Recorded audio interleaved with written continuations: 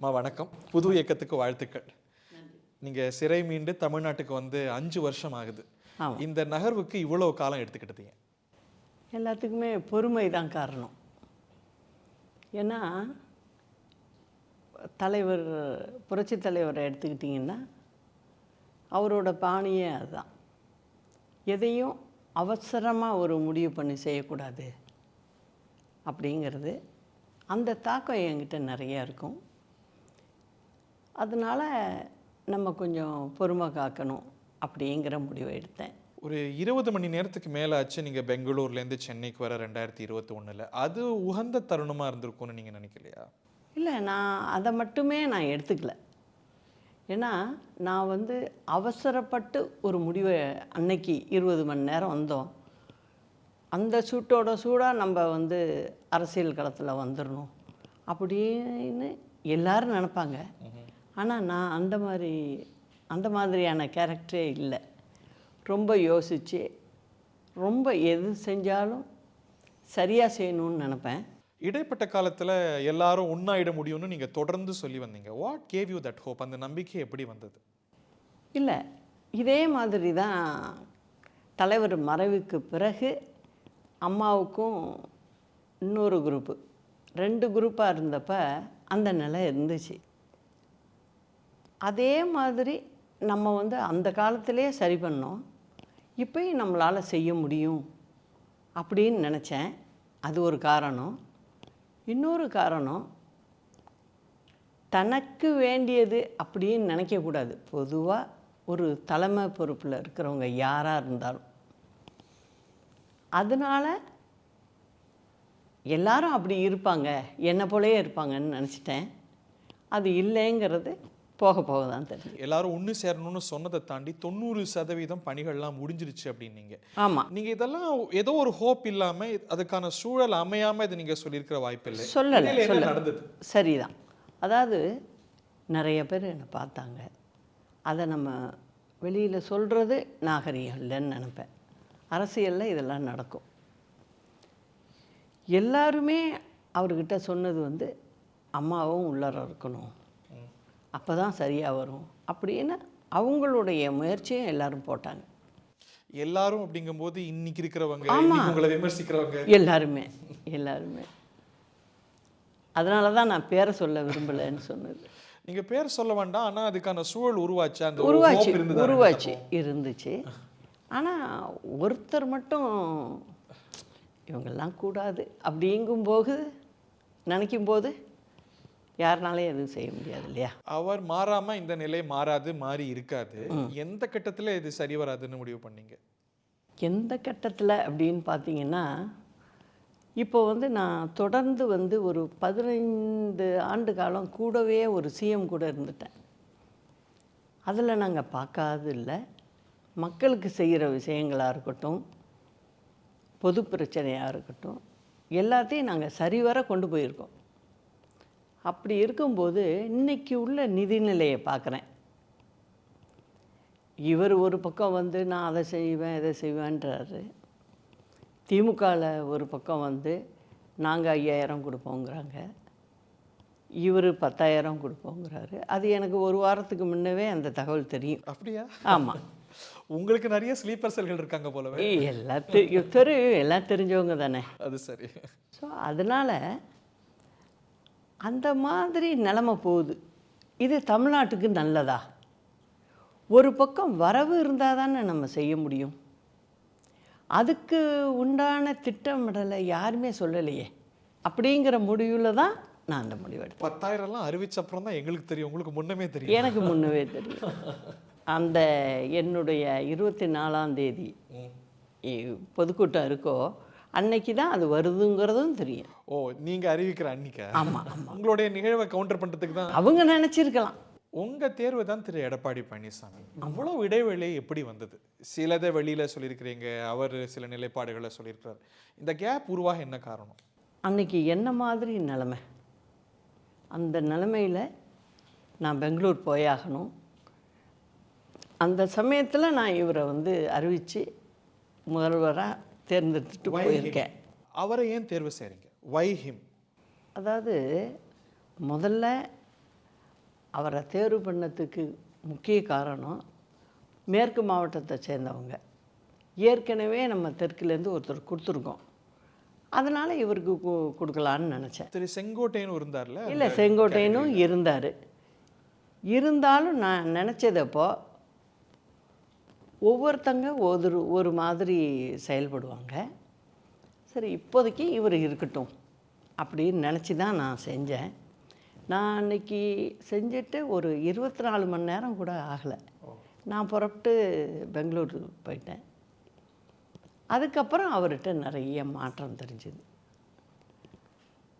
அதை நான் வந்து அங்கே இருக்கிற இடத்துலையே கூட நான் புரிஞ்சுக்கிற அளவுக்கு ஆயிடுச்சு நிலைமை. இப்போ நீங்கள் பார்த்தீங்கன்னா அது வேறு ஸ்டேட்டு, அங்கே வேறு கவர்மெண்ட் நடக்குது அப்படின்னு சொல்லுவோம். அவருக்கு ரொம்ப க்ளோஸாக இருந்திருக்காங்க அங்கே உள்ளவங்க. அதனால் வந்து அங்கே உள்ளர எனக்கு உள்ள ஃப்ரீடம் எந்த அளவுக்கு இருந்ததுங்கிறத வச்சே நான் புரிஞ்சுக்கிட்டேன். ஸோ உங்களுக்கு வந்த நெருக்கடிகளுக்கு இவர் காரணம்னு நினைக்கிறீங்க? ஆமாம், நிச்சயம். என்ன மாதிரி நெருக்கடிகள்? இல்லைங்க, அது நிறையா இருக்குது. நான் சொல்கிறேன், வேறு யாரோ பண்ணுறாங்க அப்படிங்கிறதெல்லாம் இல்லை.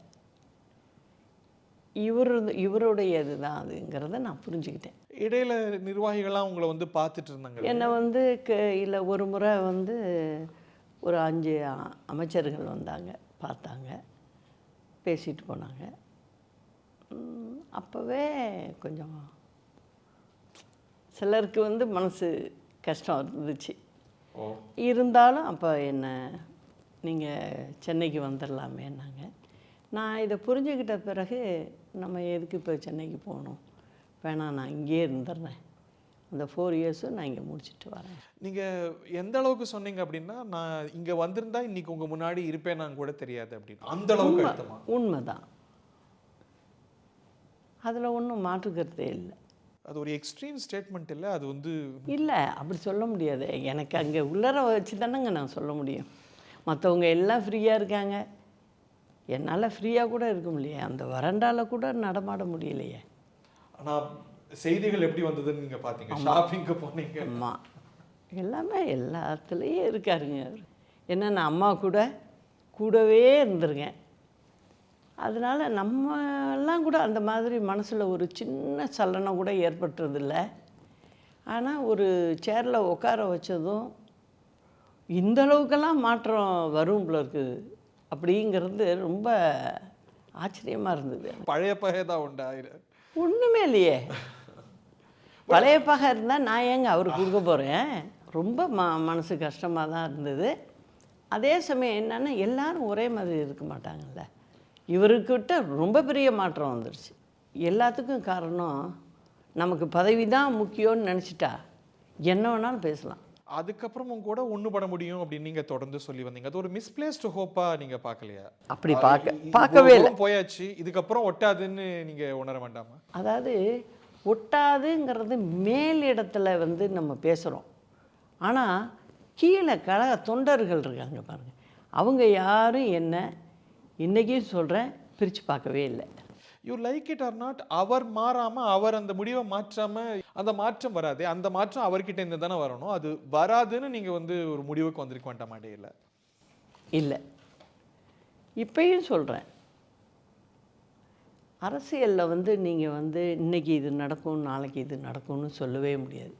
ஸ்ட்ராட்டஜிக் டைமிங்னு பார்க்கும்போது 21 ஒரு வாய்ப்பு. நான் அந்த அதுக்காக தான் நான் இப்போ 26க்கு இந்த முடிவு எடுத்துட்டேன். Why this time? ஏன் இவ்வளவு நெருக்கத்தில் இந்த முடிவுக்கு காரணம் தமிழ்நாடு நலன் கருதி தான்.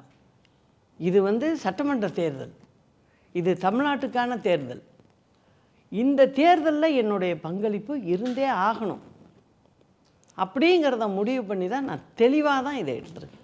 அதிமுகவுக்கும் ரெட்டேலைக்கும் எதிராக களமாட போவது உங்களுக்கு சங்கடத்தை தரலையா?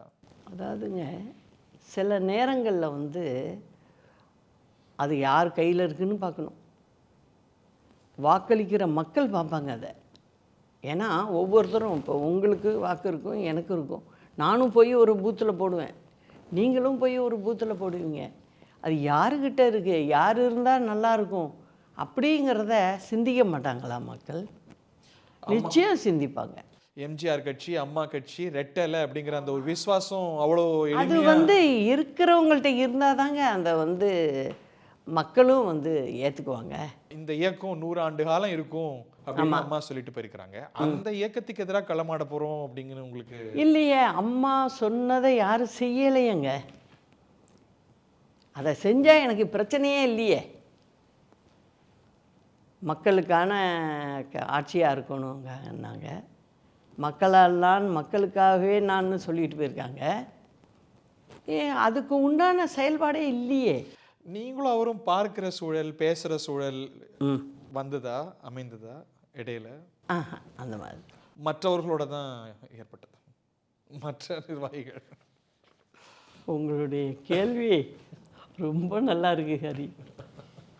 ஒரு இன்டர்பிரிட்டேஷன் என்ன வருதுன்னா, உங்களுடைய மெயின் நோக்கம் இபிஎஸ்ஸை இந்த தேர்தலில் வீழ்த்துவது. அப்படியெல்லாம் ஒன்றும் இல்லை. நான் வந்து எப்போதுமே தனிப்பட்ட மனிதர்களை பற்றி நான் எப்போதுமே எதுவும் நினைக்கிறதில்ல. அப்படி இருக்கும்போது என்னை பொறுத்த வரைக்கும் நான் மக்கள்கிட்ட போய் சொல்ல வேண்டியதை நான் சொல்லி ஆகணும். அது என்னோட கடமை. இந்த ஆட்சி மீண்டும் வேணுமா உங்களுக்கு அப்படிங்கிறத நான் சொல்லித்தானே ஆகணும். நீங்கள் ஒரு அதிமுக பின்புலத்துலேருந்து வர்றீங்க. நீங்கள் எடுக்கிற ஓட்டும் அதிமுக எடுக்க வேண்டிய ஓட்டு, அது எவ்வளோ ஓட்டோ அதிமுகவுக்கு போக வேண்டிய அது இப்போ இருக்கிறவங்களுக்குள்ள தெரியணும். அது ஓட்டு பிரியும் போது பயனாளி திமுக இல்லையா? அப்படியே நினைக்கிறீங்க நீங்கள்? ஏன் இப்படி நினைக்க மாட்டேங்கிறீங்க? 21ல் இங்கேருந்து ஓட்டு எங்கே போச்சு?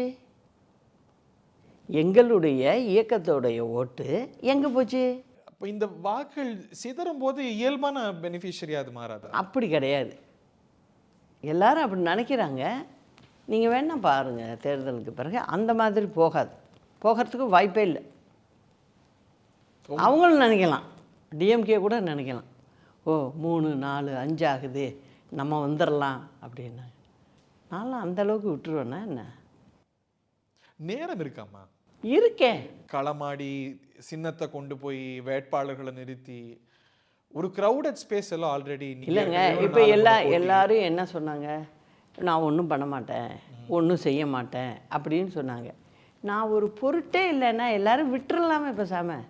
அவங்க வேலையை பார்த்துட்டு போகலாமே. இப்போ ஏன் என்னை பற்றி பேச்சு ஏன் வருது?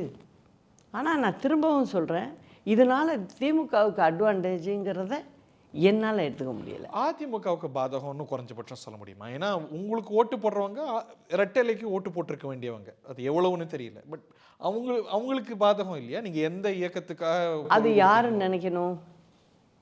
யார் நினைக்கணும்? அதில் இருக்கிறவங்க நினைக்கணும். இடையில சொன்னாங்க, கவனிச்சிருப்பீங்க, நீங்கள் ஜானகி அம்மா மாதிரியே ஒதுங்கணும். உங்கள்கிட்ட தனிப்பட்ட அளவுலையும் அந்த தூது வந்ததா? ஜானகி அம்மா மாதிரி தூதெல்லாம் வரல. ஜானகி அம்மா மாதிரி வரணும் அப்படின்னா அம்மா மாதிரி ஒரு ஆள், நிர்வாகத்திறமை உள்ள ஆள் இருக்கணும். அது இருந்தால் சரின்னு கூட நான் ஏற்றுக்கலாம். அது இல்லைங்கிறப்ப தானே நான் வரேன். இப்போது உதாரணத்துக்கு 2021 தோல்வியே ஒரு 10 வருஷம் ஆன்டி இன்கம்பன்ஸையும் சேர்த்து ஒரு டீசெண்டான நம்பர் பெற்றாங்கல்ல. 2006 ஜெயலலிதா அம்மா இருந்தபோது கிடைத்த நம்பர்ஸை விட பெட்டர் இல்லை? நீங்கள் அப்படி நினைக்கலாம். ஏன் அதுக்கப்புறம் எத்தனை தோல்வி வருது? 10 தோல்வி எப்படி வந்தது? திமுக கூட 2011லேருந்து வெற்றி பெறத்துக்கு எவ்வளவு நீண்ட காலம் ஆச்சு, எவ்வளவு தேர்தல்களை தோற்றாங்க. எம்ஜிஆர் இருக்கும்போது அவங்க தோற்கலையா? வெற்றி தோல்வி சுலபம் தானே, சகஜம் தானே, நாங்கள் மீண்டுடுவோம் அப்படிங்கிறாங்க. ட்ரை பண்ணி பார்க்கணுங்க. இப்போ ஒரு ஓட்டப்பந்தயத்தில் 4 பேர் ஓடுறோம் அப்படின்னா யார் போய் அந்த ரிப்பனை டச் பண்ணுறாங்களோ அவங்க தானே. அதே மாதிரி நம்ம போய் பார்க்க வேண்டியது தானே, அதில் ஒன்றும் தப்பே இல்லையே. இன்னைக்கு அவங்களுக்கு என்ன கான்ஃபிடன்ஸ்னா, ஒரு பெரிய கூட்டணி அமைஞ்சிருக்கு, ஆன்டி இன்கம்பன்சி பலன் தரக்கூடும், இயல்பாக அதிமுகவை சூஸ் பண்ணுவாங்க, ஒரு பெரிய கூட்டணி, நல்ல பெர்செப்ஷன் இருக்குது. நீங்கள் எல்லாரையும் வெளில அனுப்பிச்சிட்டு நம்ம வெற்றி பெற்றுருவோம், மக்கள் கொண்டாந்து வாக்குப்பட்டியில் அதிமுகவுக்கு போட்டுருவாங்க அப்படின்னு நினைக்கிறது எவ்வளோ பெரிய தவறு அது. நம்ம முதல்ல அசம்பிளியில் சட்டசபையில் நம்ம ஒரு எதிர்கட்சி சொல்ல வேண்டிய விஷயங்கள் நம்ம சொல்லியிருக்கோமா? நீங்கள் அம்மா எதிர்கட்சி தலைவராக இருந்தப்போ எப்படி பர்ஃபார்மன்ஸ் இருந்ததுங்க? நம்ம ஏதாவது கேட்டிருக்கோமா? சும்மா எதுக்கு எடுத்தாலும் நீங்கள் வந்து வெளிநடப்புன்னு போனால் யாருக்கு நல்லது? திமுகவுக்கு தானே நல்லது. வேற என்ன செஞ்சிருக்க முடியும்? நம்ம அந்த பிரச்சனையை பேசணும் இல்லையா? நிறைய பேசியிருக்கேன், நிறைய அறிக்கையை விட்டுருக்கேன், நிறைய போராட்டம் மனசில் எதுங்க நிற்கிது? இன்றைக்கி அம்மா இல்லை, இன்றைக்கி அம்மாவை எல்லாரும் சொல்கிறோம். எதை வச்சு சொல்கிறோம்? அந்த அம்மா மாதிரி முடியுமான்னு சொல்கிறாங்களே, அவங்களோட உழைப்பு தானே இன்றைக்கி நம்ம அதை சொல்கிறோம். மென்மையா இருக்கிறாங்கன்னு நினைக்கிறீங்களா? நிச்சயமா. ஏன் மென்மையா இருக்கணும்? அவர் மீண்டும் ஆளணும்னு நினைப்பாரு, அரசுக்கு அழுத்தம் கொடுக்கணும்னு நினைப்பாரு. நினைக்கிறது மட்டும் போகாது இல்லைங்க, செயலில் காட்டணும்ல. என்ன காரணமா இருக்க முடியும்? கொடநாடு கூட ஒரு காரணமாக இருக்கலாம். ஏன்னா அந்த கேஸ் இன்னும் முடியலை. திமுக அரசு அதிமுக சும்மா விட்டுருக்குமா? அவங்கள சும்மா விட்டுருக்குமா தவறு இருந்திருந்தா? விட்டுட்டு இருக்கேங்க. என்னன்னு இப்போ முடிச்சிருக்கணும்ல, கேஸை என்ன ஏதுன்னு நடத்தி முடிக்கணும் இல்லையா? அதை பற்றி நீங்கள் மனம் திறந்ததில்லை. இன்னும் சொல்ல போனால் கொடநாடு உங்கள் சம்மந்தப்பட்ட காரணம் என்ன அப்படின்னா, நான் 2022 டி நகரில் நான் இருந்தபோது என்னடையும் வந்து விசாரித்தாங்க. அதில் நான் சொல்ல வேண்டிய இது எல்லாமே சொல்லிட்டேன். என்கிட்ட கேட்கப்பட்ட கேள்விகளுக்கு சரியான பதில்னு நான் சொல்லியிருக்கேன். இப்போ வந்து அது வந்து நீதிமன்றத்தில் இருக்கிறதுனால அதை பற்றி நான் பேசலை. வேறு ஒன்றும் காரணம் இல்லை, அது ஒரே காரணம்தான். நீங்கள் சம்மந்தப்பட்ட எஸ்டேட்டு உங்களுடைய ப்ராப்பர்ட்டி அது. So you can throw light. அதில் என்ன நடந்துச்சு, அதில் என்ன போச்சு? அதான் நான் சொல்கிறேன்னே, நான் எல்லாமே அவங்களுக்கு சொல்லியிருக்கேன், அவங்களுக்கு நான் கொடுத்துருக்குறேன். அந்த ரிப்போர்ட் வந்து போலீஸ் ஆஃபீஸர்ஸ் உட்காந்து 2 நாள் இருந்து என்கிட்ட ஸ்டேட்மெண்ட் வாங்கி கவரேஜும் பண்ணாங்க, ஸ்டேட்மெண்ட் வாங்கியிருக்காங்க. முழுமையாக ஒத்துழைப்பு கொடுத்து சொல்லியிருக்கேன். அது வந்தால் யார் இதில் ஈடுபட்டாங்கங்கிறது தெளிவாக தெரியும். இப்போ நாங்கள் மனசில் வச்சுருக்கோம் இல்லையா, அது வெளில தெரியும். யார் ஈடுபட்டாங்க? அதுதான் நான் சொல்கிறேனே, நீதிமன்றத்தில் இருக்கிறப்ப நான் முன்ன சொல்லக்கூடாதுல்ல. என்ன களவு போச்சுமாங்க? நான் தான் சொல்கிறேனுங்க, உங்களுக்கு எல்லாமே நான் கொடுத்துருக்கேன். செஞ்சவங்க யாருங்கிறப்ப ஒரு பெருசாக தான் அது கருதுவாங்க தமிழ்நாட்டு மக்கள். ஏதாவது ஹிண்ட் உண்டா? உங்கள்கிட்டேருந்து விஷயம் வாங்குறது பெரிய ரொம்ப கஷ்டம். உங்களுக்கு யார் மேலேயா சந்தேகம் இருக்கா? நான் எல்லாமே சொல்லிட்டேனே உங்கள்கிட்ட. அது ஏன் நகரில் நினைக்கிறீங்க? அதெல்லாம் அரசியலில் உள்ள காரணங்கள் இருக்கலாம், எனக்கே புதுசாக இருக்காது. இல்லை, சட்ட நகர்வுகள் தான் காரணம்னு அரசு தரப்பில் சொல்லப்படுது. இந்த தரப்பில் எதுவும் இல்லைங்க. அதனால அரசு எல்லாமே சொல்லுங்க. இவங்க ஆளுங்கட்சி, இவங்க எதிர்கட்சி. அதில் ஆளுங்கட்சிக்கு என்ன அனுகூலம் இல்லையே? இப்போ நீங்கள் பார்த்தீங்கன்னா ஆளுங்கட்சி எதிர்கட்சி மாதிரி தெரியும். எனக்கு தெரியல, இந்த 5 ஆண்டு காலம் நான் பார்த்த வரைக்கும் இது வந்து எதிர்கட்சிங்கிறது அம்மா இருந்தப்ப இருந்த நிலைமை இப்போ இல்லை அப்படிங்கிறது தெரியும். அண்டர்ஸ்டாண்டிங்கில் தான் போயிட்டுருக்கு. இந்த விவகாரத்தை வச்சு சொல்கிறீங்களா இல்லை பொதுவாக சொல்கிறீங்களா? இல்லை, பொதுவாகவே சொல்கிறேன். இல்லைங்க, இவருக்கு திருப்பியும் ஆட்சிக்கு வரணுங்கிற எண்ணம் இருக்கும். ஆட்சிக்கு வரணும் அப்படிங்கிற எண்ணம் ஒருத்தருக்கு இருந்தால் இன்றைக்கி வந்து பன்னீர்செல்வம் வேறு கட்சிக்கு போக வேண்டிய அவசியம் இல்லை, செங்கோட்டையன் வேறு கட்சிக்கு போக வேண்டிய அவசியம் இல்லை, நான் வெளியில் இருக்க வேண்டிய அவசியம் இல்லை. இதை வச்சே நீங்கள் புரிஞ்சுக்கணும். ஒரு கவர்மெண்ட் ஃபார்ம் பண்ணணும் அப்படின்னு நினைக்கிறவங்க அதை செய்ய மாட்டாங்க. ஏன்னா நான் இதெல்லாம் பார்த்துட்டு வந்தேன். நான் வந்து கூட்டணிகளை பேசி எப்படி நம்மளோட இணக்கமாக கொண்டுட்டு வந்து நாங்கள் தேர்தலை சந்திச்சிருக்கோங்கிறது இன்றைக்கி திமுக அணியில் உள்ள மாற்று கட்சிக்காரவங்களுக்கெல்லாம் கூட தெரியும். ஏன்னா அவங்களாம் என்னோட பேசுகிறவங்க தான், அதனால் தெரியும். ஒரு வெற்றி நோக்கி பயணம் பண்ணும்போது உங்களுக்கு வந்து என்ன மாதிரியான நம்ம ஏற்பாடை செய்யணுமோ அதை செய்யாமல் நீங்கள் வந்து எல்லாரும் வெளில போங்க அப்படின்னு சொல்லிகிட்டு இருந்தீங்கன்னாக்க எப்படி நீங்கள் வெற்றி பெற முடியும்? நீங்கள் எல்லாரையும் அணைச்சி பிடிச்சி ஒன்றா கொண்டுட்டு வந்தால் தான் எங்கள் கீழே உள்ள கட்சிக்காரவங்களுக்கே ஒரு வேலை செய்கிற தைரியம் வரும். தனிநபர்கள் போனா எங்க இயக்கத்தை பாதிக்காது. அம்மா காலத்துல திருநாவுக்கரசர் போலயா, ஆர்எம்பி போலயா, முத்துசாமி போலயா, அதெல்லாம் தாண்டி இந்த இயக்கம் இருக்கு. அவங்க எல்லாம் திமுகல இருக்கிறாங்க, வேற இயக்கத்துல இருக்கிறாங்க. அதனால அங்க இயக்கம் இருந்தது அம்மாங்க, அங்க தலைமையா இருந்தது அம்மா. அதை மறந்துட்டு நம்ம பேசக்கூடாது. இல்ல இன்னைக்கு ஒன்றுபடணும் அப்படின்னு குரல் கொடுத்த ஓபிஎஸ்ஓ, செங்கோட்டையனோ நீங்கெல்லாம் ஒண்ணா இருக்க முடியலையே. உங்களுக்கெல்லாம் அந்த விஷயத்துல ஒரே எண்ணம் இல்லை தானா? இல்லை, அதான் நான் சொல்கிறேன்ல உங்களுக்கு, நான் என்ன முடிவு எடுக்க போகிறேன் என்னங்கிறது அவங்களுக்கு தெரியாது. அதனால் அவங்கவுங்க என்ன நினைக்கிறாங்க, அவங்கள வரைக்குமே பார்த்துக்கணுங்கிற ஒரு முடிவுக்கு வர்றவங்க யாராக இருந்தாலும் இப்படி முடிவு எடுக்க தான் செய்வாங்க. இன்னைக்கு அவர் கை ஓங்கியிருக்கு. நீங்க உங்களுடைய லீகல் சேலஞ்ச் முடிஞ்சிருச்சு இந்த தனி கட்சிங்கிறதுனால. ஓபிஎஸ் போனதுனால இந்த லீகல் சேலஞ்ச் அதை முடிஞ்சிருச்சு. வச்சுக்கிட்டு இன்னைக்கு நீங்கள் ESLR தனியாக உக்காந்துருக்க வேண்டியது தானே. அப்படி தானே நிலமை. அவர் வென்றுட்டார்னு பார்த்துட முடியாதா இந்த கட்டத்துல? இது பெரிய தோல்வி. அதை புரிஞ்சுக்கிற காலம் வரும் விரைவில். நம்ம இப்படி செஞ்சுருக்கக்கூடாது. அமமுக உங்களுக்கு உறவா பகையா? நான் தான் சொல்லிட்டேனே, கொள்கை ரீதியாக மட்டும்தான் நான் பார்ப்பேன். மற்றபடி உறவா, உறவினரா, வெளியாட்களா அப்படிங்கிற பழக்கம்லாம் எனக்கு இல்லை. இது ரத்த பந்தமாச்சு. ஒண்ணா சேர்ந்து அதுதான் பயணிச்சு நான் சொல்லிட்டேன், உறவாக இருந்தாலும் சரி இதாக இருந்தாலும் சரின்னு சொல்லிட்டேனே. கொள்கை ரீதியாக எல்லாம் சரியாக வரும்போது தான் அந்த இயக்கம் வந்து நல்லாயிருக்கும். அவங்க மேல திரு டிடிவி தினகரன் மேல உங்களுக்கு வருத்தம் உண்டா? நான் யார் மேலேயுமே வருத்தப்பட்டு பழக்கமே இல்லை எனக்கு.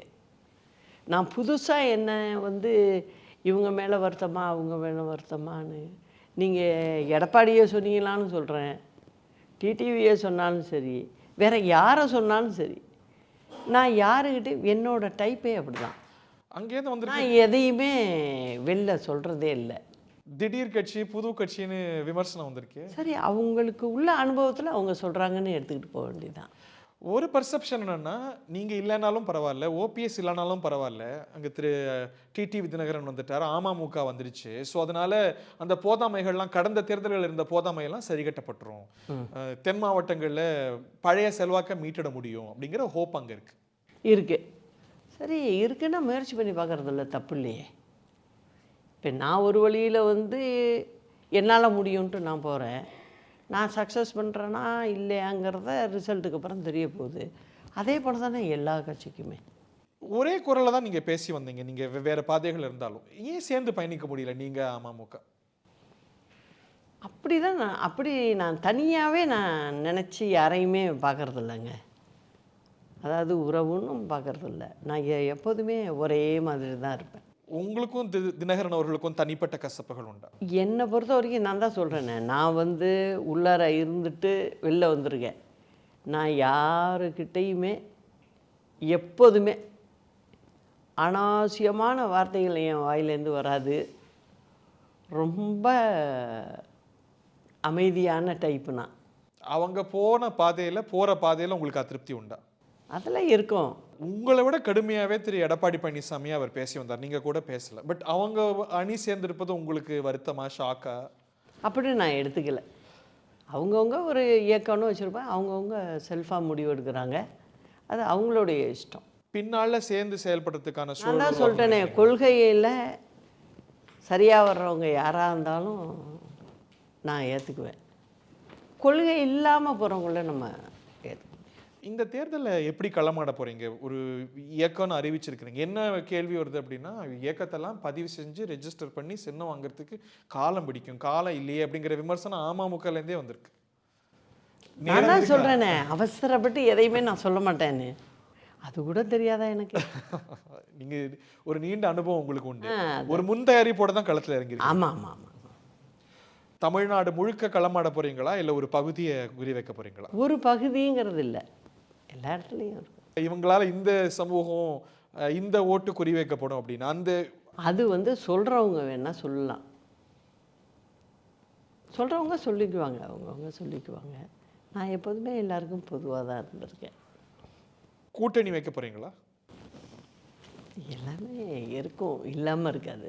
இன்னைக்கு அதிமுகவோட இல்லைன்னு சொல்ல முடியும், திமுகவோட வைக்க மாட்டீங்கன்னு நான் உணர்றேன். திமுக தாங்க எங்களுக்கு ஜென்ம எதிரி. மீதம் இருக்கிறது தமிழக வெற்றி கழகம் தானே, கூட்டணி வைக்க வாய்ப்பு உள்ளதுல. அந்த வாய்ப்பை மறுக்கிறீங்களா? அதுக்கான வாய்ப்பு இருக்கா? பார்க்கலாம், யாரோட வேணாலும் யாரும் சேரலாம். இப்போ திமுகவில் இருக்காங்க, அதுலேருந்தே ஒருத்தர் வந்து சேரலாம் நம்மளோட. எப்படி வேணாலும் இருக்கலாம். சஸ்பென்ஸாக இருக்கட்டும். திடீர் ஒரு நாள் அன்னைக்கு எப்படி கொடி அறிவிச்சோம் அதே மாதிரி வந்துடும். இந்த வாரம் இருக்கலாமா? இருக்கலாம். ஐசி, உங்க மேல நிறைய விமர்சனங்கள் இருக்கு, அதுக்கெல்லாம் விடை பெறணும்னு நினைக்கிறேன். நீங்க பப்ளிக் சர்வெண்டா இல்லை, ஆனா பெருமளவுக்கு சொத்து சேர்த்து வச்சிருக்கிறீங்க. பெரிய எக்கனாமிக் பெனிஃபிட்ஸை செல்வி ஜெயலலிதாவோடு இருந்த தொடர்பை பயன்படுத்தி அனுபவிக்கிறீங்க. பெரிய அளவுக்கு நீங்க சொத்து வச்சிருக்கிறீங்கிற விமர்சனம் உங்க மேல பொதுத்தளத்தில். இது வந்து திட்டம் போட்டே இதை வந்து வெளியில் வந்து பரப்பியிருக்காங்க. ஒன்று சொல்கிறேன், இப்போது அம்மா வந்து 91-96 முதல்வராக வராங்க. அந்த டைம் சொன்னாங்க தெரியுமா, நான் ₹1 சம்பளம் அதையே கொச்சைப்படுத்தி பேசினாங்க. ₹1 வாங்குறேங்கிறாங்க, இதை வச்சு என்ன பண்ணுவாங்க அப்படின்லாம் சொன்னாங்க. நான் எதுக்காக இதை சொல்கிறேன் அப்படின்னா, நாங்கள் அதுக்கு அம்மா முதல்வர் ஆகிறதுக்கு முன்னவே சில நிறுவனங்கள் நான் நடத்திட்டு வந்திருக்கேன். அதில் வர்ற வருவாயை வச்சு நான் வந்து எல்லா செலவுகளையுமே நாங்கள் மீட் அவுட் பண்ணியிருக்கோம்.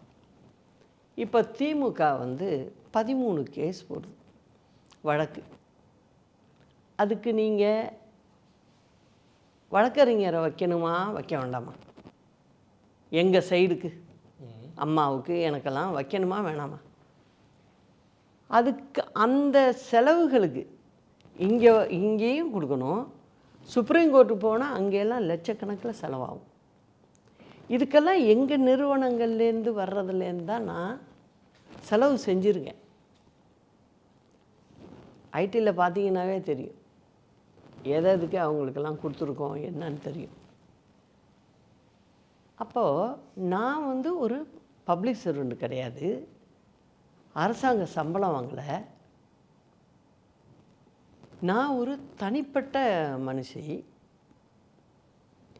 நான் வந்து ஒரு நிறுவனத்தை நடத்தக்கூடாதுன்னு எப்படி சொல்ல முடியும்? இன்றைக்கி திமுகவினுடைய குடும்பத்தை சேர்ந்தவங்க தனியாக தொழில் பண்ணலன்னு சொல்லுங்கள் பார்ப்போம். சசிகலா பண்ணால் தப்பு, நீங்கள் பண்ணால் அது வெளில சொல்கிறதில்ல அப்படின்னு அர்த்தமா? அப்படி இல்லை. எங்களுடைய செலவுகளுக்கு நான் வந்து சில நிறுவனங்களை நடத்துறதில்ல என்ன தவறு இருக்குது? நான் ஒன்றும் அரசாங்கத்தில் வேலை செய்யலை, கவர்மெண்ட் சம்பளம் வாங்கலைன்னா தனிப்பட்ட என்னை வந்து கருணாநிதி வந்து பிற்காலத்தில் இந்த பொண்ணு வரக்கூடும் இந்த இயக்கத்துக்கு அப்படிங்கிறத அன்னைக்கே அவர் கணக்கு போட்டுட்டார் 96லேயே. அதனால தான் இந்த அம்மாவுடைய கேஸில் என்ன சேர்க்குறாரு. அவங்க சேர்த்தாங்க சரியான, சுப்ரீம் கோர்ட்டில் கன்விக்ஷன் வந்தது இல்லை, அதை தான் சொல்கிறேன். ஊழல் பண்ணுறதுக்கு தான் கன்விக்ஷனில். அது எப்படிங்க அப்படின்னு சொன்னீங்கன்னா, இன்னைக்கு அரசாங்க பதவி அதே போல் அரசியல்வாதிகள் இருக்காங்கன்னா அவங்க வீட்டில் பையன் இருக்கலாம், பொண்ணு இருக்கலாம், அந்த அட்ரஸில் இருக்கலாம். அப்போ அவங்களெல்லாம் என்ன சாப்பிட்டுட்டு அப்படியே வீட்டிலேயே உட்காந்துருக்கிறதா? அவங்க வந்து தனியாக ஏர்னிங் பண்ண முடியாதா? உலகத்திலேயே வரலையே. அதை தான் சொல்ல, வேற யாருக்கும் போடலைங்க அது மாதிரி. அதுதான் நடந்தது. இது எல்லாமே திட்டமிட்டு செஞ்சது தான். இந்த பொண்ணு கூட இருக்குது, இந்த பொண்ணு கூட இருக்கிறதுனால தான் இவ்வளோ பிரச்சனை நமக்கு. இல்லைன்னா நம்ம தனிக்காட்டு ராஜா மாதிரி திமுக இருந்திருக்கலாம். உங்கள் இயக்கத்தை சேர்ந்தவங்களே நீங்கள் சொல்ல ஆரம்பிச்சிருக்கிறாங்களே இந்த எதிர்கட்சிகள் செஞ்ச விமர்சனத்தை. அதை தான் நான் சொல்கிறேன்னு. அதனால தான் நான் சொல்கிறேன், எதிர்கட்சி இவங்க தனித்தனியாக வாயளவில் தான் பேசுகிறாங்க. உங்கள் அரசியல் வாழ்க்கையில் நீங்கள் எதிர்கொண்ட ஒரு பெரிய விமர்சனம் செல்வி ஜெயலலிதா மரணம் தொடர்பான சர்ச்சைகள். நிறைய நீங்கள் கொண்டுட்டீங்கிற அளவுக்கு விமர்சனம். ஆணிக்கட்டையால் அடிச்சிட்டீங்க, காலை எடுத்துட்டீங்க, இப்படி தினுசாக வந்தது. அது இன்னமும் கூட அதோட ரெவர்பரேஷன்ஸ் இங்கேயும் அங்கேயும் நம்ம பார்க்குறோம். அதை பற்றி நீங்கள் தெளிவுபடுத்த விரும்புகிற விஷயங்கள் உண்டா? அதாவது கிட்டத்தட்ட 75 நாட்கள் அவங்க வந்து அங்கே இருந்தது. அந்த சமயத்தில் ஒர்க் பண்ண அம்மாவுக்கு ட்ரீட்மெண்ட்டு கொடுத்த டாக்டர்ஸு, நர்ஸுங்க இரவு பகல் வந்து வந்து பேசிகிட்டு இருப்பாங்க. அவங்களுடைய மனது எப்படி இருக்குன்னு தான் நான் நினச்சேன். உடனே இது மாதிரி வர ஆரம்பித்தா நான் என்னை பற்றி கூட நினைக்கல. அவங்கெல்லாம் எவ்வளவு கஷ்டப்பட்டுருக்காங்க, அவங்கள பற்றி என்ன நினப்பாங்க, அவங்கெல்லாம் எவ்வளோ ஃபீல் பண்ணுவாங்க. எல்லோரும் சக்ஸஸ் பண்ணணுன்னு தானே நினச்சி தானே ட்ரீட்மெண்ட் எடுக்கிறாங்க. அப்படிங்கிறத நினச்சி ரொம்ப வருத்தப்பட்டேன். அடுத்தது நான் சொல்கிறது, அம்மாவுக்கு வந்து சிங்கப்பூர்லேருந்து 2 பேர் வந்திருந்தாங்க இதுக்கு ஃபிசியோவுக்கு. அவங்கெல்லாம் டெய்லி காலைல வந்து மத்தியானம் இருப்பாங்க, திரும்ப 2 ஹவர்ஸ்க்கு அப்புறம் திருப்பி வருவாங்க, ஈவினிங் வரைக்கும் இருப்பாங்க. அவங்கள்ட்டெல்லாம் அம்மா நல்லா பழகுனாங்க. டாக்டர் பேல் வந்தார், ரிச்சர்ட் அவரும் வந்தார். சிங்கப்பூர்லேருந்து 2 லேடிஸ் தனியாக மவுண்ட் வந்தாங்க. Elizabeth hospital. ஆமாம், அங்கேருந்து வந்திருந்தாங்க. அவங்கெல்லாம் ரொம்ப பிரியமாக இருந்தாங்க. யாருமே இது நினைக்கல. எய்ம்ஸ்லேருந்து வந்த டாக்டர்ஸு என்னை கூப்பிட்டு 9 பேர் உட்காந்து என்கிட்ட பேசுகிறாங்க. நாங்கள் ஏன்னா அம்மாவை வீட்டுக்கு அழைச்சிட்டு போகிறதுக்கு டேட்லாம் பார்த்துட்டோம். அவங்க சொன்னாங்க, நீங்கள் தான் வீட்டில் டாக்டர் மாதிரி இருக்கணும், உங்களுக்கு கரெக்ட் டயத்துக்கு சாப்பாடு கொடுக்கணும், இதெல்லாம் பண்ணணும். ஒரு 2 மந்த்ஸுக்கு மட்டும் ரொம்ப தூசி கீசி படாமல் பார்த்துக்கணும், வேறு ஒன்றும் இல்லை, மற்றபடி ஆல்ரைட் நல்லா இருக்காங்க. அதனால நீங்கள் வீட்டுக்கு மேலே டெரஸில் ஈவினிங்கில் ஒரு 1 ஹவர்னாலும் உட்காந்துருக்கணும். நாங்கள் நீங்கள் பார்த்தீங்கன்னா தெரியும், முன்ன இல்லை. நான் அங்கே ஹாஸ்பிட்டல்லேருந்து வந்து அங்கே ஒரு சியாமியானா மாதிரி ஒன்று ஃபிக்ஸ் பண்ணியிருக்கேன் பாருங்கள். நீங்கள் போகும்போது பார்த்தா கூட தெரியும். அது அம்மாவுக்காக தான் பண்ணேன். அது இருக்கட்டும், அங்கே வந்து ஒரு 2 ஹவர்ஸ் உட்காந்துருக்கட்டும், ஓப்பன் ஏர் வரணும் அப்படின்னு சொன்னாங்க. இதெல்லாம் நாங்கள் கேட்டுக்கிட்டு இருக்கோம். அதாவது வந்து இந்த அளவுக்கு அரசியலில் சொல்லுவாங்க அப்படிங்கிறத நான் அப்புறம்தான் புரிஞ்சுக்கிட்டேன். இந்த அளவுக்கு மோசமாக தமிழ்நாடு அரசியல் போகும்னு நான் நினைக்கல.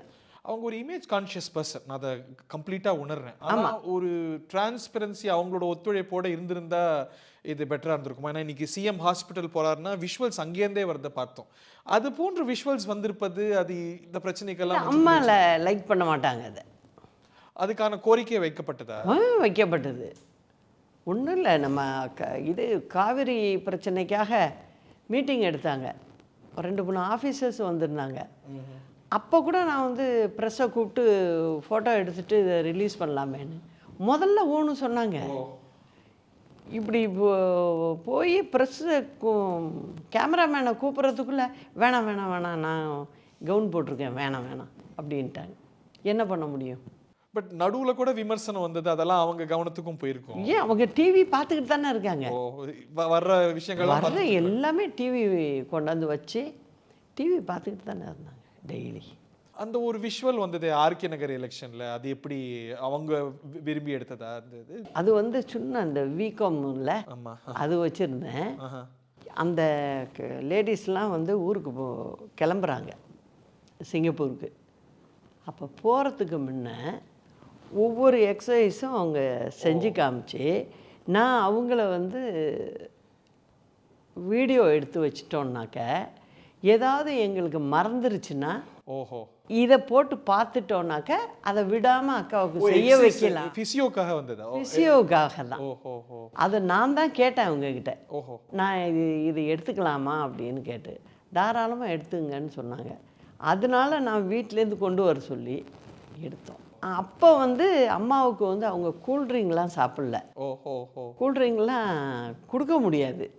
அது வந்து ஹாஸ்பிட்டலே லண்டன்லேருந்து ஏதோ ஒரு புரோட்டீன் மிக்ஸு அவங்களே வரவழைச்சிருந்தாங்க. அதை வந்து ஒரு 2 அவுன்ஸ் அளவுக்கு ஒரு 1 ஹவருக்கு ஒரு முறை கொடுங்கன்னு சொன்னாங்க. அதனால அதை நான் போட்டு ஸ்ட்ரா போட்டு கொடுத்தேன், வேறு ஒன்றும் இல்லை. அவங்க பொதுவாகவே வீட்டில் கூட அவங்க எதுவும் கிளம்பிட்டாங்கன்னா, எதுவும் ரெடி ஆகிட்டாங்கன்னா ஏதாவது தண்ணி வேணுன்னா கூட நாங்கள் ஸ்ட்ரா போட்டு தான் கொடுப்போம். ஓஹோ. அப்படி தான் அவங்களுக்கு வழக்கமே. அந்த நினப்பில் தான் நான் வந்து ஸ்ட்ரா போட்டு கொடுத்தது, அவங்க சாப்பிட்டது. அப்புறம் எல்லாம் சொன்னாங்களே அவங்க வந்து ஸ்வீட்டு சாப்பிட்டாங்க, அது சாப்பிட்டாங்க. அப்படி இல்லை. அப்போ இடைத்தேர்தல் வந்தது இல்லையா, ஆமா ஆமா. அதில் வெற்றி பெற்றோம் இல்லையா, தஞ்சாவூர் இதுவும் 2 அரவக்குறிச்சி தஞ்சாவூர். தஞ்சாவூர். அதில் ரிசல்ட் வந்துருச்சு, நம்ம வின் பண்ணிட்டோன்னு சொன்னதும் ஹாஸ்பிட்டலில் எல்லாருக்கும் வாங்கி கொடுன்னு சொன்னாங்க. அதுக்காக வாங்கினது தான் ஸ்வீட்டு. அப்போ என்ன சொன்னேன், டாக்டரும் வந்திருந்தார். அப்போ என்ன சொன்னேன், நான் எங்களுக்கெல்லாம் கொடுக்க சொன்னீங்க, நீங்கள் ஒரு சின்ன பீஸ் வாயில் வச்சுக்கலாமே. அதனால் ஒரு சின்னதாக அந்த டீஸ்பூனில் இப்படி எடுத்து வாயில் கொடுத்தேன், அவ்வளோதான். மற்றபடி அவங்க வந்து கேக் சாப்பிட்டாங்க, அது இதெல்லாம் இல்லை. அவங்களுக்கு கேக் ரொம்ப பிடிக்கும், ஐஸ்கிரீம் ரொம்ப பிடிக்கும். இது எல்லாமே எனக்கு தெரிஞ்சு அவங்க நிறுத்தி 5 வருஷம் ஆச்சு. ஏன்னா சுகர் வந்துச்சு அப்படின்னு சொன்னதுக்கு அப்புறமே அதெல்லாம் நிறுத்த ஆரம்பிச்சிட்டோம். ஒரு நாள் வந்து சுகர் ஃப்ரீ ஐஸ்கிரீம் வாங்கிட்டு வந்தோம், அது டேஸ்ட் நல்லா இல்லை, அதனால் அது வேணாம் விட்டுரு அப்படின்ட்டாங்க அவங்களே. அதனால் அதெல்லாம் சாப்பிட்றதில்ல.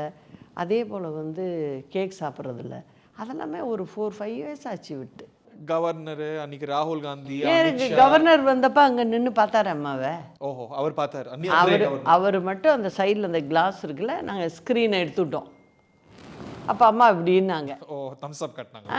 அவரும் காட்டினாரு, பார்த்தாங்க. மற்றபடி ராகுல் காந்தி வந்தப்பையோ இவங்க மினிஸ்டர்ஸ் வந்தப்போலாம் பார்க்கல. எல்லோரும் அங்கே வந்து விசாரிச்சுட்டு போனாங்க. அதே போல் எங்கள் வீட்டில் கூட பார்த்தீங்கன்னா, இப்போ அவங்க ரூமில் வந்து ஒரு லைட் வந்து பல்பு போயிருக்குன்னு வச்சுங்க, நம்ம டக்குன்னு கூப்பிட்டு பண்ண முடியாது.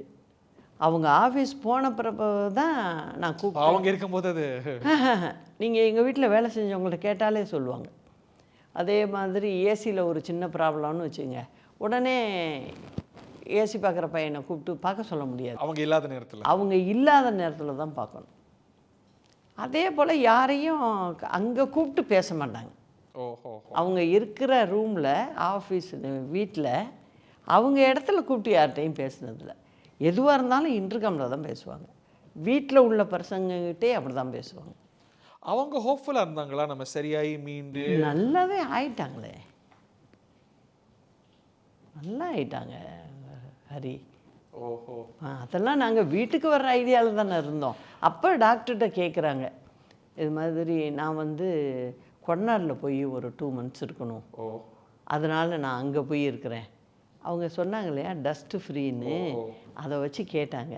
அதுக்கு அவர் என்ன சொன்னார், இல்லைம்மா அது லங்குக்கு பிரச்சனை வரலாம், ஏன்னா அங்கே வந்து வேறையாக இருக்கும், வேணாம், நாங்கள் உங்களை இங்கே வந்து ஒரு 1 monthக்கு வந்து ஈவினிங் வந்து பார்த்துட்டு வரோம், செக் பண்ணிட்டு வரோம், ஒரு 2 monthsக்கு அப்புறம் வேணால் நீங்கள் போயிருங்க என்ன வீட்டுக்கு போய். அதுக்கப்புறம் தான் அவங்க சரின்னாங்க. ஓஹோ. அப்போ சொன்னாங்க, இந்த மாதிரி டீ வரவழைச்சி டாக்டர்ஸ்க்கெல்லாம் கொடு, நம்ம டீன்னு கொடுத்தோம். ஏதோ ஒரு புக்கை பற்றி கூட பேசினார் அம்மாட்ட டிஸ்கஸ் பண்ணும்போது, டாக்டர் நரசிம்மன் பேசினார் அங்கே இருந்தவர். அப்போ இது கூட நான் பார்க்கணும், அந்த புக்கு நான் இன்னும் படிக்கணும் அப்படின்னு. பிரைவேட் லைஃப் ஆஃப் மாவோவா, ஏதோ ஒரு புக்கு சொன்னாங்க. அதுதான் ரிப்போர்ட் ஆச்சு. அவர் கொண்டு வந்து கொடுத்தாரு, அங்கே இருக்கிற மருத்துவரை. அங்கே இருக்கிற. ஓஹோ.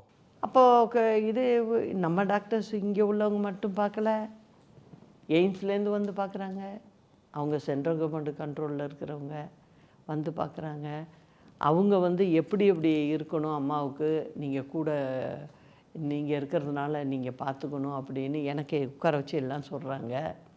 இப்போ சொல்கிறாரு, ஹார்ட்டுக்குள்ளவர் சொல்கிறாரு, பர்ஃபெக்டாக இருக்குது, ஒன்றும் ப்ராப்ளம் இல்லைன்ட்டார். எல்லோரும் சொன்னாங்க. திரும்ப வந்து இடையில வந்து பன்னீர்செல்வத்துக்கு கொடுத்தோம் இல்லையா. ஆமாம். அம்மா சொல்லி தான் நான் பண்ணுறோம். அம்மா சொல்கிறாங்க, இந்த இவ்வளோ நாள் கேப் விடக்கூடாது, அவங்களே சொல்கிறாங்க அதை. அதனால் டைமிங் அவர் பார்க்கட்டும் அப்படின்னு சொல்லி டிபார்ட்மெண்ட்டு இதை பார்க்க சொன்னாங்க. அப்போ டெல்லியிலேருந்து சொல்கிறாங்க, அதாவது ஒரு குறிப்பிட்ட இது சொல்கிறாங்க, நம்ம காங்கிரஸ் எம்பிஸ்லாம் தர்ணா பண்ணிகிட்டு இருந்தாங்க அப்போது.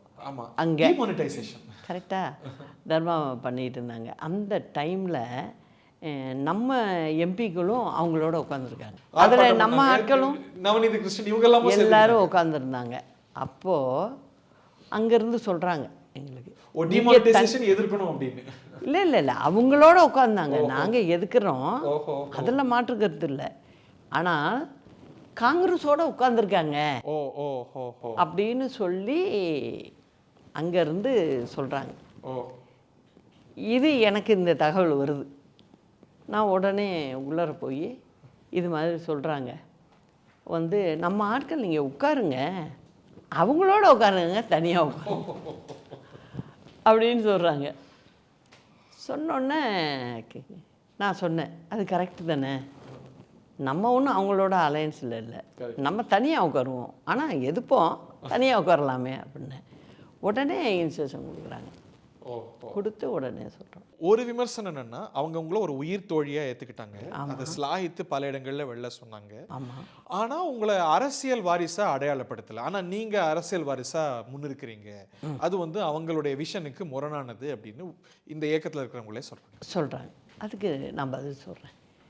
அதாவது அப்படி என்ன அரசியலில் இல்லை அப்படின்னு சொன்னால் நான் எப்படி செயற்குழு உறுப்பினராக இருப்பேன்? அதுதானே உச்சபட்ச உயரம் அவங்க கொடுத்தது. இல்லை, செயற்குழு உறுப்பினராக கொடுக்குறாங்க. அதை எங்கிட்ட வந்து பூஜை ரூமுக்கு போய் அவங்க பூஜை பண்ணிட்டு வரும்போது கையில் அந்த லெட்ரு வச்சுருக்காங்க.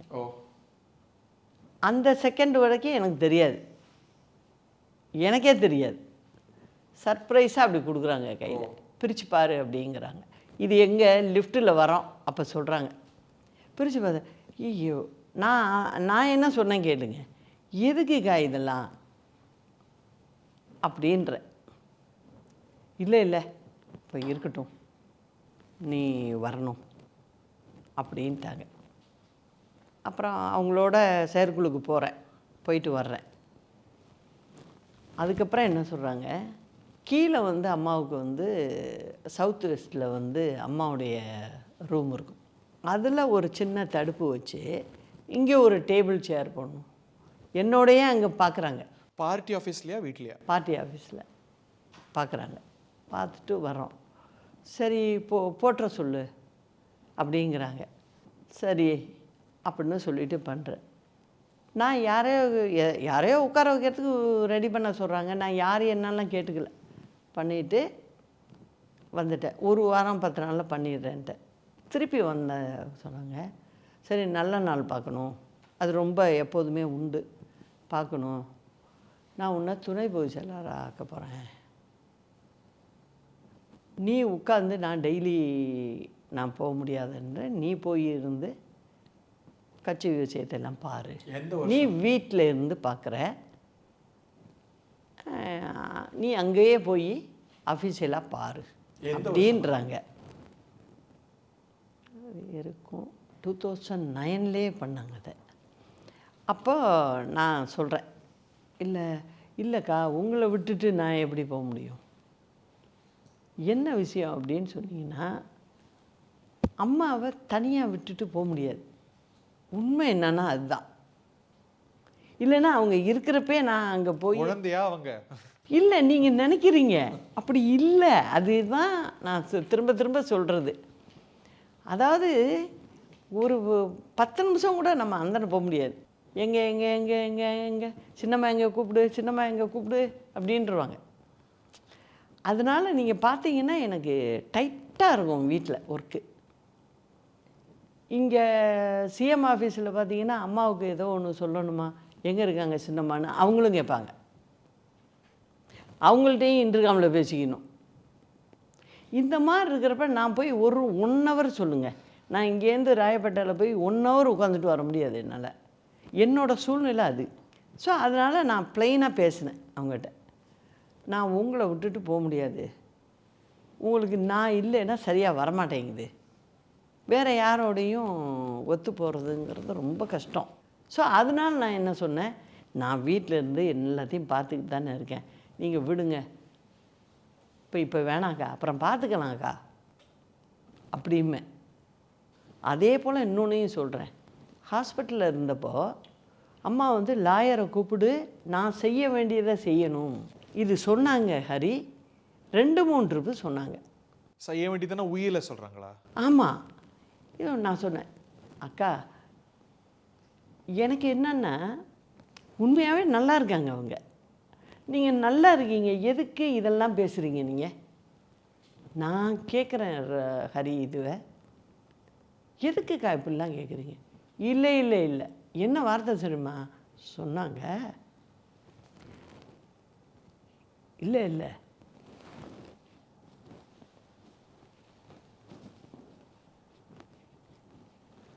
நான் செய்கிறத செய்யணும் உனக்கு அப்படின்ட்டாங்க. நான் என்ன சொன்னேன், இல்லை இல்லை, நம்ம வீட்டுக்கு போய் பார்த்துக்கலாம். இப்போ தான் நம்ம வீட்டுக்கு போக போகிறோம்ல, பார்த்துக்கலாம் அப்படின்னு சொல்கிறேன். அப்போ என்ன சொல்கிறாங்க, இல்லை நீ கூப்பிடு, இல்லைன்னாக்கா நான் வந்து இப்போ சிஎஸ்ஸை கூப்பிட்டு சொல்லி நான் வர சொல்லுவேங்கிறாங்க. நான் நல்லா ஆகிட்டேன், கரெக்டு, நீ சொல்கிறது ரைட்டு, நான் ஒத்துக்கிறேன். இருந்தாலும் என்னோடய கடமைன்னு இருக்குல்ல,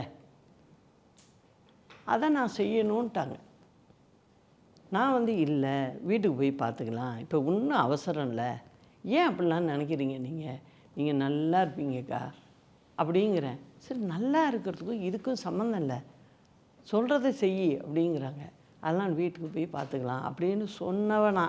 ஞாயிற்றுக்கிழமை யாரும் எதிர்பாராத நேரத்தில் அந்த நேரமும் கூட சர்ச்சையாச்சு. அது வந்து வெவ்வேறு மாதிரி சொன்னாங்க. இல்லை இல்லை இல்லை, அதாவது அன்னைக்கு அவங்க ஈவினிங் வந்து மத்தியானம் சாப்பிடல அவங்க. ஓ. அப்போ வந்து நான் இருக்கும்போது பார்த்தது டாக்டர் ஜெயஸ்ரீன்னு, சுகர் டாக்டர். அவங்க தான் அம்மாவுக்கு எப்போதும் பார்ப்பாங்க நம்ம வீட்டில் கூட, இப்போயும் இருக்காங்க. இப்போ கூட எனக்கும் அவங்க தான் நான் பார்க்குறேன். ஆமாம் ஆமாம், ஜெயஸ்ரீ கோபால் அவங்க பேர். அவங்க வந்தாங்க மத்தியானம் வந்து டெஸ்ட் பண்ணிவிட்டு நார்மலாக இருக்குது எல்லாம் சொல்கிறாங்க. அவங்க சும்மா இது பண்ணி பார்த்தாங்க, பட்டு நல்லா இருக்குது. அவங்க தான் கடைசியாக பேசிக்கிட்டு இருந்தவங்க. அவங்க தான் வந்து பேசிகிட்டு இருந்துட்டோன்னே என்ன சாப்பிட்டீங்க அப்படின்னு கேட்டாங்க. இல்லை எனக்கு பசிக்கலை, அதனால் ஒன்றும் வேணான்ட்டேன்னாங்க. அப்போ அவங்க சொன்னாங்க, கொஞ்சம் கார்ன்ஃப்ளேக் நான் சாப்பிட்டுங்க, ஒன்றும் மெடிசன் எடுக்கிறதுனால சாப்பிடாமல் இருக்கக்கூடாதுன்னாங்க. சரி அப்படின்னாங்க. கொஞ்சம் கார்ன்ஃப்ளேக் போட்டு சூடு பால் கொடுத்து கலந்து கொடுத்தேன். ஒரு நிமிஷம் ஒரு 2 ஸ்பூன் சாப்பிட்டாங்க, அவ்வளோதான். இல்லை இல்லை வேண்டாம் அப்படின்ட்டாங்க. அப்புறம் அந்த அம்மா பேசிட்டு போயிட்டாங்க. அதுக்கப்புறம் எனக்கு 4 மணிக்கு எனக்கு வந்து காஃபியும் இதுவும் கொடு, பன்னும் கொடு, இந்த டீ பன்னுன்னு சொல்லணும், ஸ்கொயராக இருக்கும், அங்கே ஹாஸ்பிட்டலில் போடுவாங்க. அது கொஞ்சம் ப்ரௌனாக வேணும் அவங்களுக்கு, அதை மட்டும் சொல்லி அதை கொடுன்னாங்க. சாயந்தரம் 4 மணிக்கு வந்துருச்சு. அதை கொடுக்கறதுக்கு போகிறேன், டிவி பார்த்துக்கிட்டு உட்காந்துருக்காங்க. அப்போ படுத்தெல்லாம் இல்லை, உட்காந்து டிவி பார்த்துக்கிட்டு இருக்காங்க, ஸ்பெக்ஸ் போட்டிருக்காங்க. இந்த ஜெயா டிவியில் வர்ற சீரியல் தொடர்ச்சியை பார்த்துக்கிட்டு இருக்காங்க, ஜெய ஹனுமான், அது பார்த்துக்கிட்டு இருக்காங்க. அதை போடுன்னு சொல்லி பார்த்துக்கிட்டு இருந்துட்டு கரெக்டாக 4 மணி ஆனோடனே ஆஃப் பண்ணிவிடுங்க, காஃபி எடுத்துகிட்டு வரேன்னு சொல்லிட்டு ட்ராலியில் வச்சு இப்படி எடுத்துகிட்டு வந்தேன். இப்படியே தான் மடியிலே தான் வச்சுருக்காங்க உட்காந்துட்டு, அந்த ரிமோட்டு மடியில் இருக்குது, ஸ்டில் போட்டிருக்காங்க. அப்படியே சாஞ்சாங்க. நான் தள்ளிட்டு வரேன். இதுதான் நடந்தது. அப்படியே பிடிச்சி தள்ளிட்டு வர்றேன், அக்கா அக்காங்கிறேன், திருப்பி என்னை பார்க்குறாங்க. அப்புறம்தான் கடந்து கத்துனோன்னே டாக்டர்ஸ்லாம் வந்துட்டாங்க. ஒரு டாக்டர் வந்து மார்னிங்லேருந்து உள்ள ரிப்போர்ட்டு எழுதிக்கிட்டு இருக்கார், ஒரு ஜூனியர் டாக்டர், அவர் எழுதிக்கிட்டு இருக்கார். டக்குன்னு எல்லாம் வந்தாங்க, டக்குன்னு ட்ரெஸ் பண்ணி தான் மேலே உடனே தேட்டருக்கு அழைச்சிட்டு போனாங்க. இதுதான் நடந்தது. பப்ளிக்காக நீங்கள் அவங்களுக்கு கொடுத்த உத்தரவாதம் ஒரு லெட்டர் மூலமாக, நான் உங்களோட தோழியாக சகோதரியாக இருப்பேனே தவிர அரசியலில் இருக்க மாட்டேன் அப்படின்னு, இந்த செயல்பாடு அந்த உத்தரவாதம் மீறல் இல்லையா? இல்லை, ஏன்னா நான் போனதுக்கு காரணங்கள் என்னங்கிறத நாங்கள் பார்க்க வேண்டியது இருந்தது. நான் வெளியில் வந்தேன்ல, வெளில வந்ததும் அம்மா வந்து சில என்கொயரிஸு இது நடத்துகிறாங்க. ஏன்னா அவங்க சீஃப் மினிஸ்டராக இருக்காங்க. நடத்தும்போது அவங்க முழு காரணம் என்ன, எதனால இந்த பிரச்சனை வந்தது அப்படின்னு சொல்லி எடுக்கிறாங்க. இது எல்லாமே ரொம்ப இல்லை, ஒரு 4 நாள்லேயே தெரிஞ்சுக்கிட்டாங்க அவங்க. ஒன்லி 4 days தான் தெரிஞ்சுக்கிட்டாங்க. தெரிஞ்ச உடனே என்ன பண்ணுறாங்க, எனக்கு ஒரு ஒரு ஃபோன் சின்ன டைப்பு இது வருது. அது அந்த பையனும் இருக்கான், இங்கே தான் இருக்கான் அந்த ஊரில். அப்போ நீங்கள் டி நகரில் இருந்தீங்க? டி நகரில் இருந்தான். கொடுத்து அனுப்புகிறாங்க. என்கிட்ட ஃபோனில் எல்லாத்தையும் சொல்கிறாங்க. வேற ஒரு ஃபோன்லையா? யாருக்கும் தெரியாத ஃபோன்லையா? தெரியாத புது நம்பரு. அந்த நம்பரே அந்த பையன் தான் போட்டு கொண்டு போய் கொடுத்துருக்கான். 2 ஃபோன் வாங்கி 2 நம்பர் போட்டு அம்மாட்ட கொண்டு போய் கொடுத்துட்டு, ஒரு ஃபோன் நம்பரை எங்கிட்ட கொண்டு போய் கொடுக்க சொல்லி அம்மா அனுப்புகிறாங்க. அந்த பையன் என்கிட்ட கொண்டாந்து கொடுக்குறாரு. நான் வாங்குகிறேன். வாங்கினதுக்கப்புறம் ஒரு 9 மணிக்கு அம்மா லைனில் வர்றாங்கம்மா, நீங்கள் பேசிக்கிங்கன்ட்டு போயிட்டார் அவர். அப்புறம் பேசினாங்க. பேசிட்டு இது எதுக்கு இந்தந்த காரணம் என்னென்னது, இது வந்து கிட்டத்தட்ட கண்டுபிடிச்சிட்டேன், யார் யார் இருக்காங்க இந்த லிங்கில், உள்ளூர் ஆள் எத்தனை இருக்குது, வெளியூர் ஆள் எத்தனை இருக்குது, வெளியூரா அவங்க சொன்னது அப்படின்னு. அதனால் எல்லாத்தையும் எடுத்துட்டேன். அதனால் வந்து நம்ம வந்து டெய்லி ஃபோனில் நான் பேசியிருந்தேன். ஆஃபீஸுக்கு போனேன்னா பகலில் பேச மாட்டேன், ஈவினிங்கு மேலே வந்தோன்னே ஃபோனில் பேசுகிறவன்ட்ட நம்ம 2 பேரும் ஃபோன்லேயே பேசிக்குவோம். இது எல்லாத்தையும் கேட்டு எல்லாத்துக்கும் நான் வந்து பதிலும் அவங்களே கூப்பிட்டு கேட்டு தப்புன்னு சொல்லிக்கிட்டு இருக்காங்க ஒவ்வொருத்தரும். பட் பொதுக்குழுல அவங்க இனிமே வரமாட்டாங்க, யாரும் நம்பாதீங்கன்னு சொன்னாங்களே. அதே தான் நான் சொல்கிறேன்னு. அப்படின்னு சொன்னதும் நான் என்ன சொல்கிறேன் அவங்களுக்கு, அப்போ நான் உடனே வரக்கூடாது அங்கே. நீங்கள் ஃபுல்லாக யார் யார் இதில் இருக்காங்கன்னு நம்ம வந்து கண்டுபிடிச்சிக்கணும். ஏன்னா நம்ம போகிறது வந்து அரசியல் பயணத்தில் இருக்கோம். அதனால் முழு டீட்டெயில் நீங்கள் தெரிஞ்சுக்கணும். சில போலீஸ் ஆஃபீஸர்ஸே நம்ம ஆளுங்க இருந்தாங்க அதில். என்ன கேளுங்க, அது ஒரு கதை ஒன்று ஃப்ரேம் பண்ணிட்டாங்க அவங்க. என்ன கதை, என்ன சொன்னாங்க? அது நான் வெளில சொல்ல முடியாது. ஏன்னு வச்சுங்க, பொது வழியில் இல்லைன்னா நீங்கள் வந்து ஆட்சி அவங்கள்ட்ட இருந்து கைப்பற்ற உங்கள் ஃபேமிலி ட்ரை பண்ணிட்டு அப்படின்னு தான் ஃப்ரேம் பண்ணாங்க அப்படின்னு. அது ஃப்ரேம் பண்ணுறது வெளியில், உள்ளார அப்படி இல்லை அப்படின்னு சொல்லி பண்ணாங்க. இது எல்லாமே தெரிஞ்சுக்கிட்டோம். இது தெரிஞ்சுக்கிறதுக்கு முழுசாக வந்து நீங்கள் பார்த்தீங்கன்னா ஒரு 1.5 மாதம் 2 மாதம் ஆயிடுச்சு இது எல்லாமே தெரிஞ்சுக்கிறதுக்கு. ஆனால் நாங்கள் டெய்லி பேசிகிட்டு இருக்கோம். நானே சொல்லிட்டேன், ஏப்ரல் போல் வர்றேன், இப்போ வேண்டாம், உடனே வர வேண்டாம், ஏன்னா வெளில நம்ம வந்து எதோ பண்ணியிருக்கோம் சொல்லியிருக்கோம், அதனால் உடனே வந்தால் நல்லா இருக்காது, நான் இருந்துட்டு வரேன்னு சொன்னேன். மார்ச்சில் போனீங்கல்ல திருப்பியும்? இல்லை ஏப்ரல். ஏப்ரல் 2. ஓ. ஸோ அப்படின்னு சொல்லிட்டு அன்னைக்கு போனேன். இன்னைக்கு அதிமுகவில் இருக்கிறவங்க கூட சொல்வது, நீங்கள் அவங்களுக்கு தோழி இல்லை, பணியாளராக இருந்தீங்க அப்படின்னு சொல்கிறாங்க. என்னோட கேள்வி என்ன அப்படின்னா, நான் பணியாளர்னே அவங்க சொல்கிறபடியே வச்சுங்க. நீங்கள் வந்து போயஸ் கார்டனில் என்னை பார்த்து பேசும்போது பணியாளர் காலில் விழுந்திருக்க வேண்டியதில்லை, ஒன்று செய்ய வேண்டியது இல்லையே. அவங்க இருக்கும்போது சொல்கிறீங்களா? அம்மா இருக்கும்போது இவங்கெல்லாம் வந்து என்னை பார்ப்பாங்க, அமைச்சர்கள்லாம் வந்து பார்த்துட்டு என்கிட்ட சொல்லிட்டு போவாங்க, நீங்கள் இது அம்மாட்ட கேட்டு சொல்லுங்கள் அப்படின்னு. அந்த மாதிரி நான் நிறைய கேட்டு அம்மாட்டேருந்து கேட்டு பதிலெலாம் சொல்லியிருக்கேன் அவங்களுக்கு.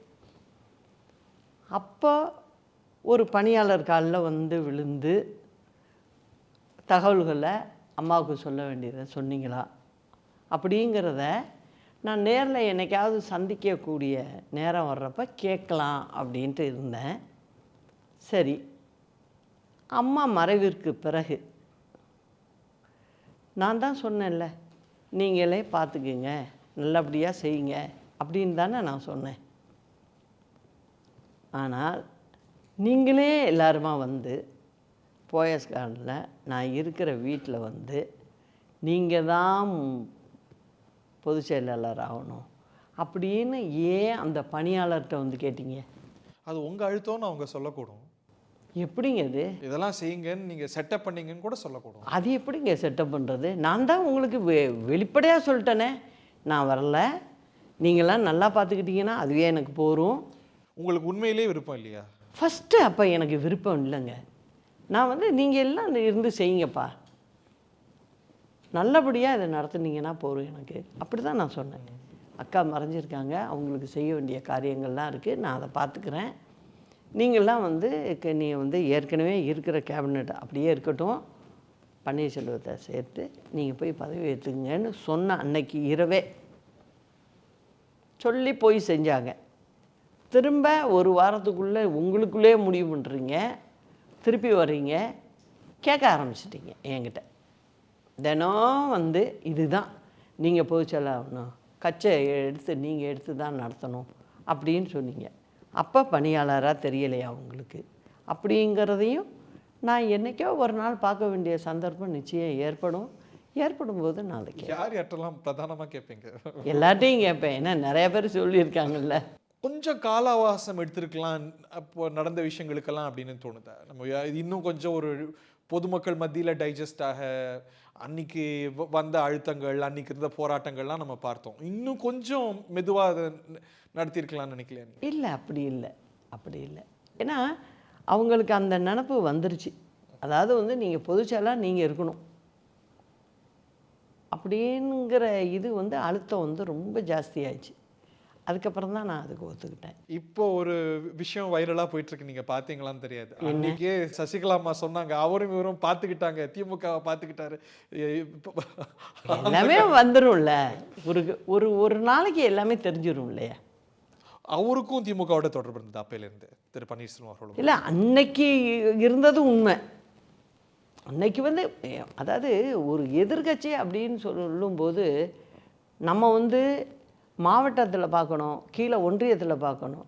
அங்கே நீ ஒருத்தன் பேசிக்காமல் ஒருத்தங்க நீயா நானான்னு இருக்கிற இடத்துல நீங்கள் தலைமையில் உட்காந்துக்கிட்டு போய் கை குலுக்கிட்டு உட்காந்திங்கன்னா என்ன அர்த்தம்? திரு ஓபிஎஸ் தர்ம யுத்தம் செய்யலை, உங்களுக்கு சிறை போக வேண்டிய ஒரு சூழல் வந்துருந்தா நீங்கள் அவர்கிட்ட தான் திருப்பி கொடுத்துருப்பீங்களா? நிச்சயமா, அதில் ஒன்றுமே சந்தேகமே இல்லையே.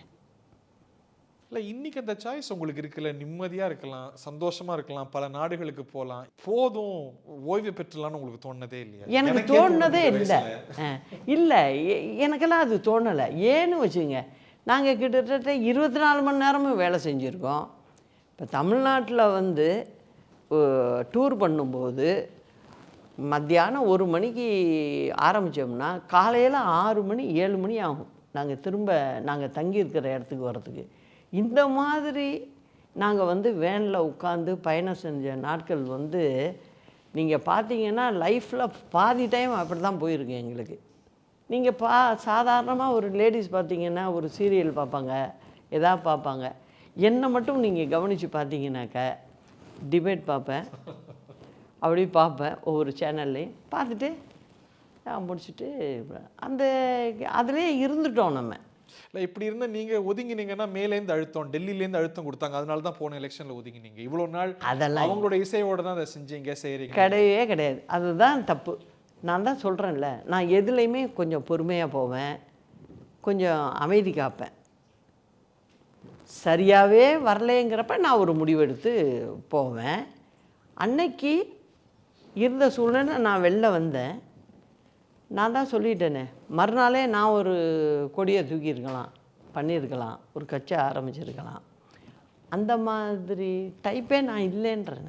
இப்போ சக்ஸஸ் பண்ண முடியும்னு நினைக்கிறீங்க? நிச்சயமாக பண்ண முடியும். உங்கள் இயக்கம் என்ன சாதிக்க முடியும்னு நினைக்கிறீங்க இந்த எலெக்ஷனில்? நிச்சயமாக தமிழக மக்களுக்கான அவங்களுக்கு என்ன கிடைக்கணும், அவங்க என்ன எதிர்பார்ப்பாங்க, அதை செய்யக்கூடிய இடத்துல நான் இருப்பேன், நிச்சயமாக இருப்பேன். ஸ்டில் கிரிப்டிக் ஆன்சர் நான் எதிர்நோக்கி இருக்கேன். இறுதியாக ஒரு சின்ன ஒரு விளையாட்டு. என்ன விளையாட்டு?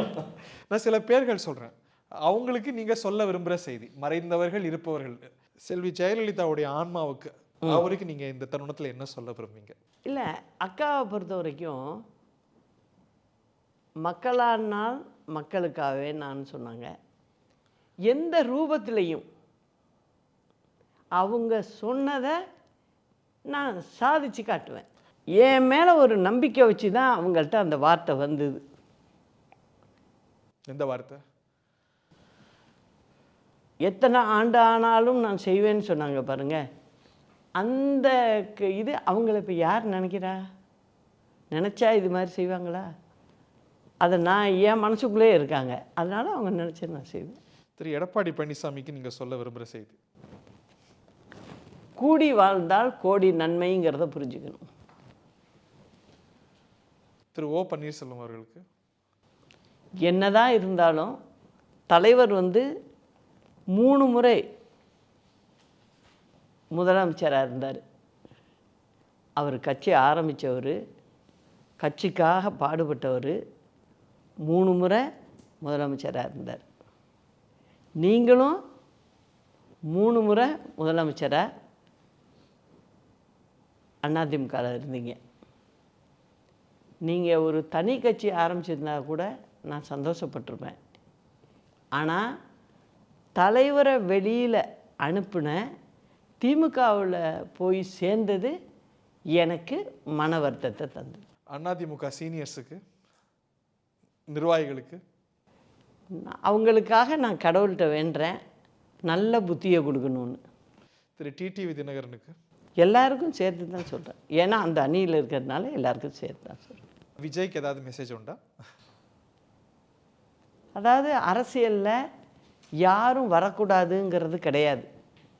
யார் வேணாலும் அரசியலில் வரலாம். ஆனால் வெற்றிக்குன்னு சில வியூகங்களை வகுத்து செயல்படணும். அதுபடி செயல்பட்டால் நல்லதுன்னு நினைக்கிறேன். திரு கே.ஏ. செங்கோட்டையன்? செங்கோட்டையனை பொறுத்த வரைக்கும் எதிரிகிட்டையும் போகல, துரோகிகள்கிட்டையும் போகல. அவர் ஒரு புது இடத்துக்கு போயிருக்கார். அது வரைக்கும் நல்லதுன்னு தான் நான் நினைக்கிறேன். நல்ல இடமா? அது அவருக்கு பொறுத்த வரைக்கும் அது நல்லது. தமிழ்நாட்டு மக்களுக்கு? தமிழ்நாட்டு மக்களை பொறுத்த வரைக்கும் நான் சொல்லிக்கிறது ஒன்று தான்.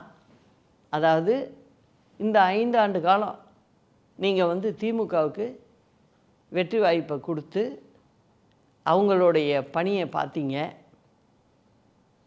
எந்த அளவுக்கு மக்களுக்கு அவங்க செஞ்சுருக்காங்கங்கிறத நான் சொல்லணுன்னு அவசியம் இல்லை. ஒவ்வொரு வீட்லேயும் எல்லா தாய்மார்களுக்கும் தெரியும்.